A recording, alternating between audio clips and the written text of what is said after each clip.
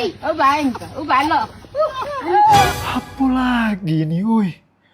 Ayo, yang waras-waras bae, woi. Itu tuh bayi, bukan ikan salai. Nah diasepin ya.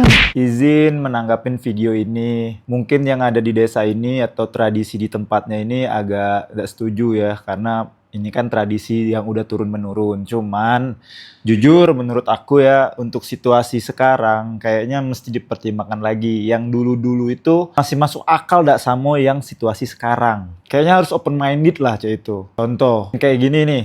Katanya ini tradisi untuk biar dapat nama bagus dan tubuhnya jadi sehat. Caknya tidak harus deh diasepin cak ini.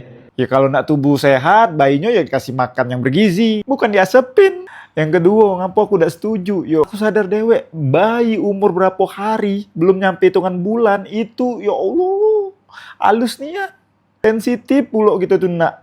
Megangnya takut agak merah-merah. Lah ini diasepin. Belum lagi kamu perhati ke cara Nyai itu megang bayinya. Allah, aku nih nak ngendong anak aku waktu masih lahiran berapa hari. Takut-takut. Itu dipegang cak ini loh. Mencak megang batang ubi kayu. Kok bisa sesantui itu Mbah Nyai?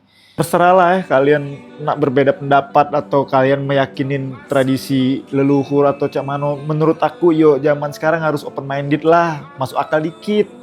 Aduh bayu dah. Nah denger nah.